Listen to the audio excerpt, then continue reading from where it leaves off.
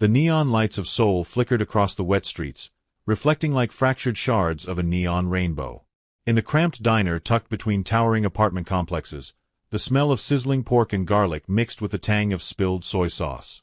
The night was winding down, the last customers had left, and the hum of the refrigerator was the only sound accompanying the clatter of plates in the sink. Amara, a tall, striking black woman with an irrepressible energy, leaned against the counter, rubbing her temples. She had been working the late shift, pouring coffees, serving noodles, and dodging the occasional rude remark. Her co-workers were long gone, heading home to sleep, and Amara had decided tonight she deserved something more than instant ramen in her small apartment. A drink. A strong one. Sliding into a booth at the far end of the diner, she poured herself a cheap whiskey from the bottle she'd hidden behind the counter. One shot quickly became two. The warmth spread through her chest, loosening the tight knot of stress she carried from her life in Seoul, the city she had come to love and hate in equal measure. She let out a small, drunken laugh, thinking about the absurdity of it all. A black girl working in a Korean diner, barely scraping by, navigating a city that seemed so alive yet completely indifferent to her. The door jingled, cutting through the haze of her thoughts. She squinted toward the entrance, expecting maybe a delivery guy or some late-night customer craving noodles. Instead, a man walked in, and even through her inebriated haze, she could tell he wasn't like anyone else who had ever entered the diner. He was impeccably dressed, tall and broad-shouldered, moving with a quiet authority that made the fluorescent lights feel dim in comparison. His dark eyes scanned the room, and when they landed on her, Amara felt her stomach tighten, not in fear, not yet, but in a strange, dizzying mix of curiosity and defiance. "Can I help you?" she slurred, pushing her hair behind her ear. Her words carried the boldness of too many drinks and too little concern for consequences. He smiled, an almost imperceptible curl of his lips. "I think I can," he said, voice deep and measured, like a promise wrapped in danger. Amara blinked, trying to focus. Something about him seemed familiar, yet entirely unknown. She scoffed, shaking her head as if to dismiss the odd feeling crawling up her spine. "You're not my usual nightmare customer, are you?" "You look like trouble," she said, leaning back against the booth. He tilted his head, amused. "Maybe. Or maybe trouble looks like this because it's tired of pretending to be someone else." Amara laughed, a little too loudly, attracting the faint creak of the diner door from the wind. She raised her glass in mock salute. "Well, Mr. Mystery, I hope trouble likes whiskey, because that's all I have left tonight." He stepped closer, placing his hands casually on the counter. The air shifted between them, charged with a tension that neither could ignore. "Whiskey suits me," he said softly, eyes never leaving hers. Something in her stirred. Maybe it was the alcohol, maybe it was his quiet confidence, but Amara felt a surge of boldness. She leaned forward, her elbows on the counter. "You look too polished for a hole in the wall like this," she said, her voice sharp but tinged with humor. "Are you here to judge me, or what? 'Cause honestly, I've had enough judgment for one lifetime." He chuckled, a low sound that seemed to vibrate through the room. "I'm not here to judge you. Not tonight." Amara smirked, feeling that rush of bravado only drunk people get. "Good, because if you are, I'm warning you, I bite verbally." He studied her for a moment, and then, without warning, he leaned on the counter just enough to close some of the distance between them. The sudden proximity made her pulse quicken. "I don't think you bite," he said. "I think you fight back. And I like that." Amara laughed again, more nervously this time. "You don't know me. You could be anyone, some rich guy trying to feel edgy, or—" She stopped mid-sentence, realizing that she might have just insulted him. Her drunk honesty had a way of skipping past social filters. He raised an eyebrow, a small, knowing smile on his lips. "Or I could be someone you'd rather not insult." Her heart skipped. She froze, the weight of his gaze pinning her to the booth. There was a strange gravity about him, something dangerous yet undeniably magnetic. "Well, in that case," she said, swallowing, "maybe I shouldn't have said anything at all." He shook his head slightly. "No," he said, his voice calm but commanding. "Say everything. I want to hear it. All of it. Amara blinked. She wasn't sure if she was more terrified or intrigued, but she found herself talking anyway, letting the words tumble out, spilling frustrations about her life, her struggles, and her sense of being out of place in this sprawling metropolis. And he listened. Really listened. Not with pity, not with judgment, but with an intensity that made her feel seen. Hours, or maybe minutes, passed. The bottle was empty. The diner was silent save for the low buzz of the neon sign outside. Amara felt the alcohol fade into a raw, honest vulnerability she hadn't allowed herself in months. And all the while, he stayed. Quiet. Patient. Watching her with an expression that was almost too complicated to read. Finally, she laughed softly, a little embarrassed. "Well, I guess I talked your ear off," she admitted, her cheeks flushed. He shook his head, smiling, a real smile that touched the corners of his eyes. "No," he said. "I wanted to hear every word." Amara's stomach did a little flip. Something about the way he said it made her feel exposed, but in a good way. Dangerous, yes, but thrilling. "You're crazy," she said, shaking her head in disbelief. "Maybe," he admitted, leaning back. "But not for the reason you think." There was a silence that hung between them, a quiet, electric pause where the city outside could have ceased to exist. And in that pause, Amara felt something she hadn't expected. Curiosity turning into something heavier, something like fascination. "What's your name?" she asked finally, her voice barely above a whisper. He paused, his dark eyes catching the flicker of the neon light. "You can call me Hyun," he said, a name that somehow sounded like both a promise and a warning. Amara's lips parted slightly. "Hyun," she repeated. "That suits you. Dangerous, mysterious, and somehow completely insane." He smiled, a slow, knowing curl of his lips. "And you," he said softly, "are everything I didn't know I was looking for." Somewhere in the back of her mind, a tiny alarm sounded. But tonight, it didn't matter. Tonight, she was drunk, reckless, and alive. And Hyun, whatever his story, was standing there with her in the quiet din of a lonely soul night, looking at her in a way that made the world outside fade into nothing. And maybe, just maybe, trouble had never felt so good. The diner was quiet now, the hum of the neon sign outside the only soundtrack to their uneasy companionship. Amara rubbed her temples again, trying to shake off the lingering warmth of the whiskey and the dizzying effect of Hyun's presence. She had flirted recklessly, insulted recklessly, and now she wondered if she had gone too far. "Amara," Hyun said softly, his deep voice pulling her attention back. "Do you know who I am?" Her eyes narrowed, a nervous laugh escaping her lips. "You look like trouble," she replied, still trying to mask her anxiety with bravado.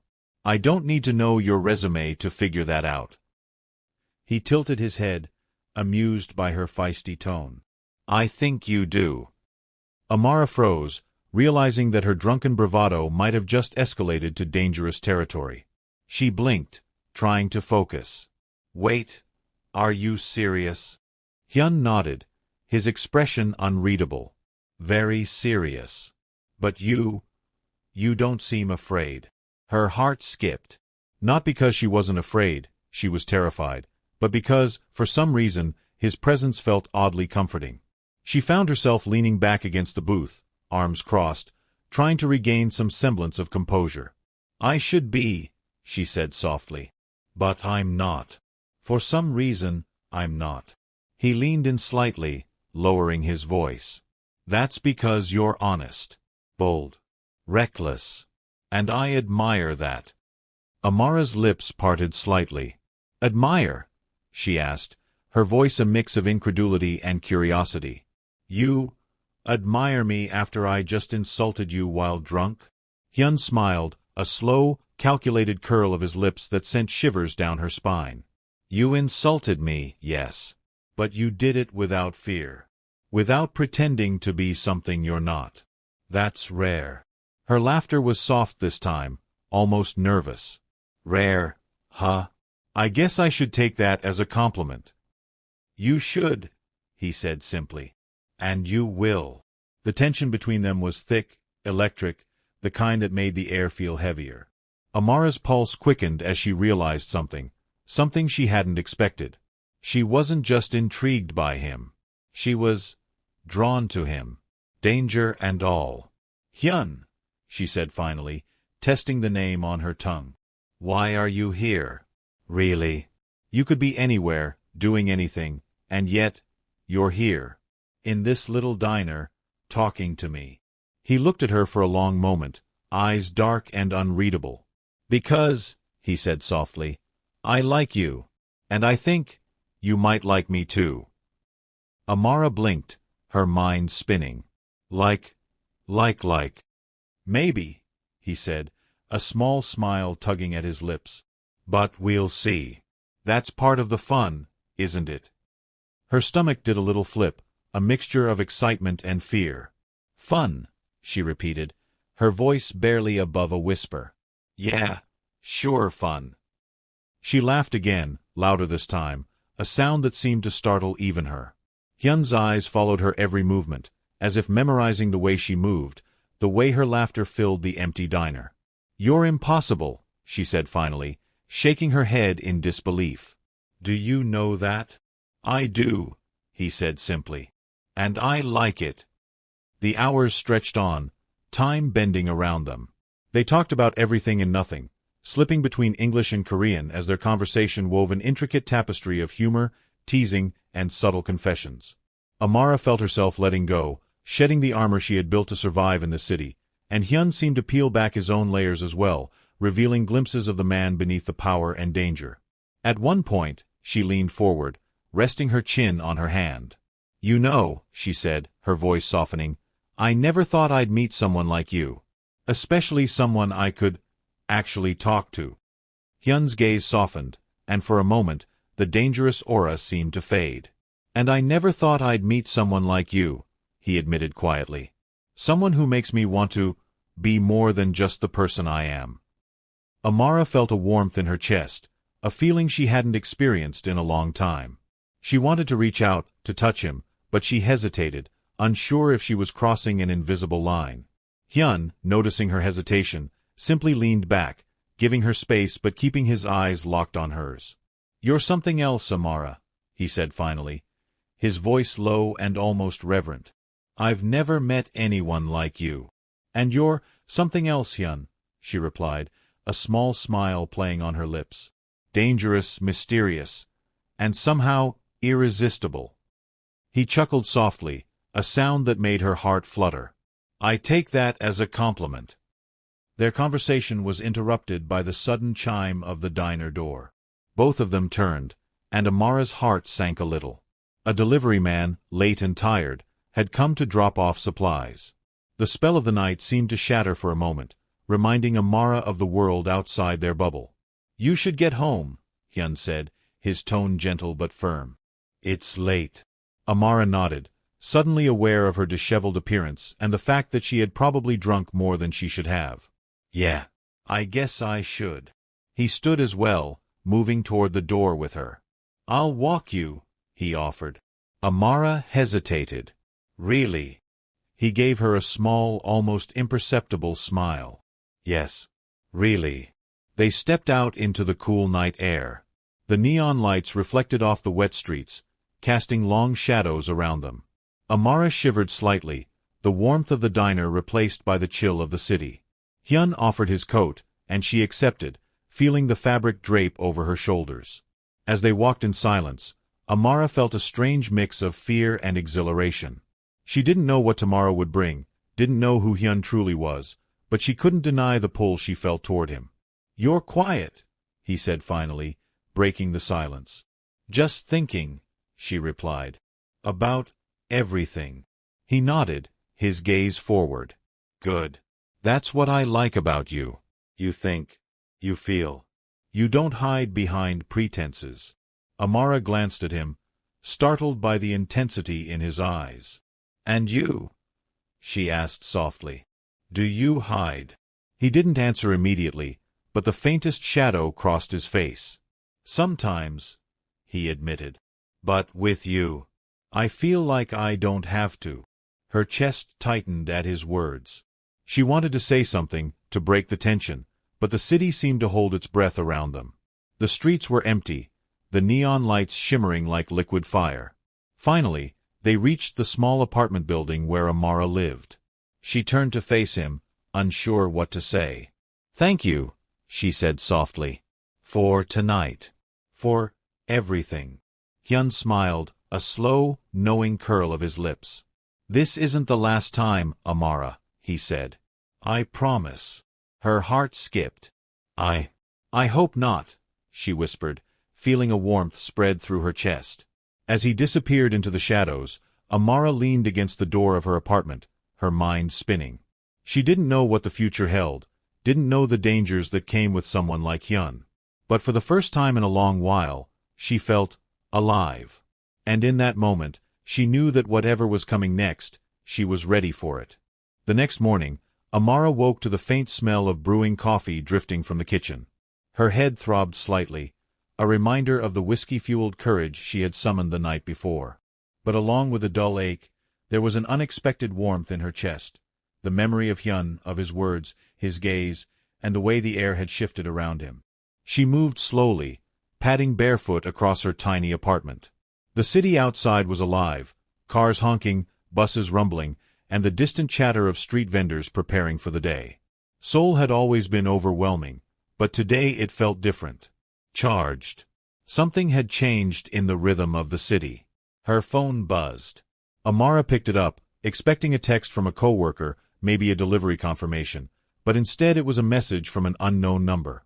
Her fingers hesitated, and then she saw it, a single line, carefully written. "Coffee. 10 a.m. tomorrow. My place. Don't be late. Hyun." A shiver ran down her spine. Her mind raced with questions, and yet, she felt a thrill she hadn't felt in years. She typed back a simple reply. "I'll be there." The next day, Amara found herself standing in front of a sleek, minimalist apartment building in Gangnam. The city bustled around her, but here, in this quiet enclave, it felt as if the chaos of Seoul had paused just for her. She smoothed her hair nervously, adjusted her jacket, and pressed the buzzer labeled Hyun. The door opened almost instantly.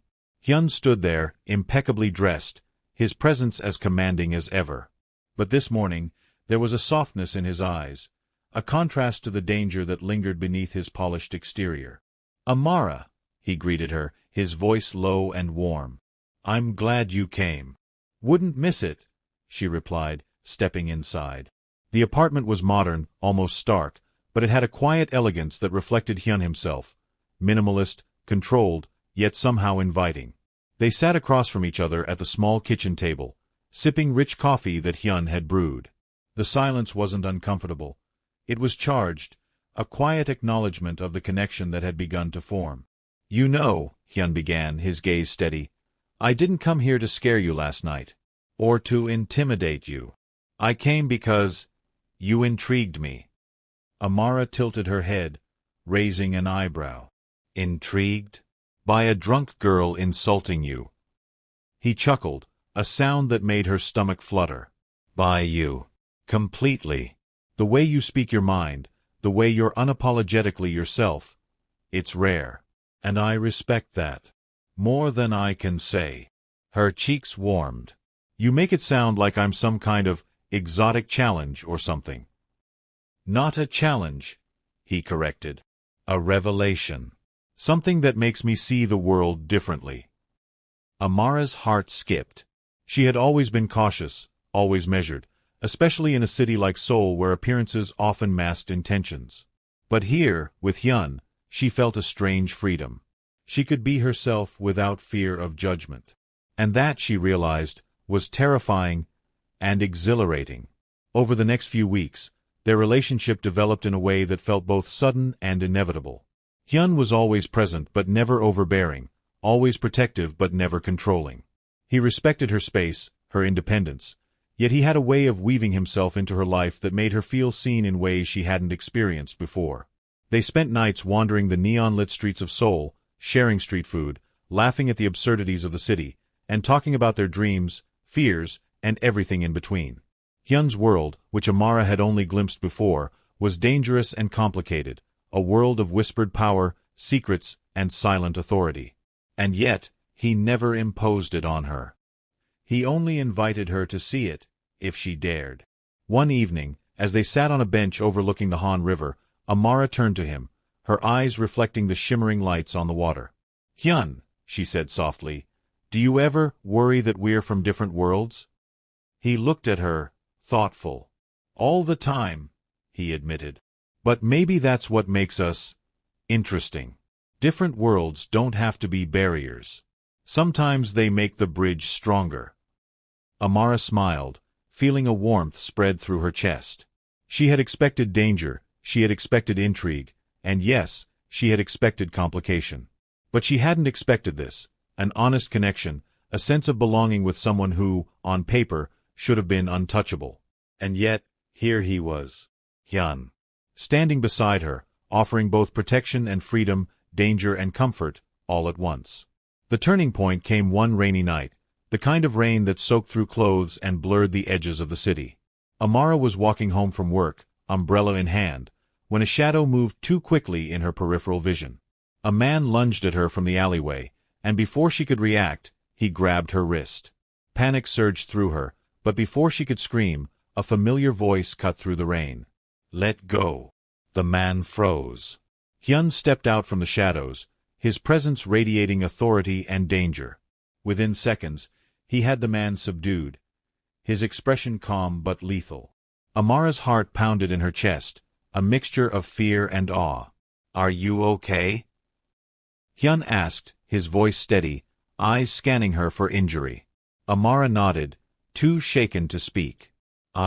Yes. "Thank you," she managed, her voice barely audible over the rain. Hyun reached out, brushing wet hair from her face, his touch gentle yet commanding. "You're safe," he said. "I won't let anything happen to you."